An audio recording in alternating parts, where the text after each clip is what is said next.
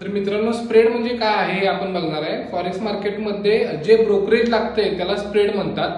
तर forex market गोल्डमध्ये काम करताना गोल्डचा स्प्रेड वेगळा असतो. मिनिमम 15 ते 22 पर्यंत डॉलरचा स्प्रेड असू शकतो. स्प्रेड हा स्टँडर्ड लॉटवरती असतो. स्प्रेड हा फिक्स नसतो.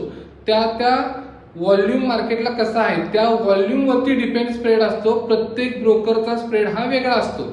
करन्सी पेअर मधले स्प्रेड कमी असतात, $10 पर स्टँडर्ड लॉट ते 15 पर्यंत मिनिमम. ओके. त्यानंतर गोल्ड मधला स्प्रेड जो आहे तो चालू होतो $12 पासून ते $20-22 पर्यंत असू शकतो. व्हॉल्यूमवर डिपेंड आहे आणि ब्रोकरवरती डिपेंड आहे.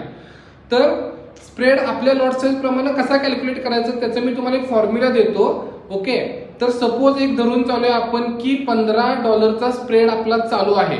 तर $15चा स्प्रेड इंटू तुमची लॉट साईज करायची. सपोज तुम्ही 0.01 ट्रेड करताय तर 15 गुणिले 0.01 हा मायक्रो लॉटला तुम्हाला स्प्रेड लागेल $0.15.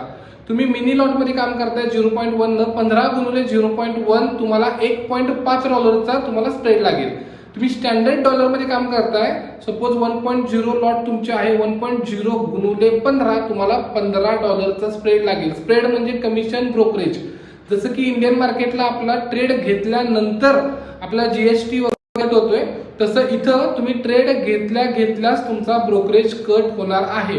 तुम्हाला दोन प्राइस दाखवत असते ऍपमध्ये, एक आस्क प्राइस आणि बीड प्राइस. त्या दोन्हीतला मायनस केला की तो स्प्रेड असतो आणि तुम्हाला ट्रेडिंग करताना तिथे स्प्रेड दाखवत असतो. किंवा दोन्ही प्राइसचा मायनस करा, जो काही स्प्रेड येईल तो तुमचा करंट स्प्रेड चालू आहे. ह्या पद्धतीने स्प्रेड करायचा कॅल्क्युलेट करू शकता. ओके. थँक्यू.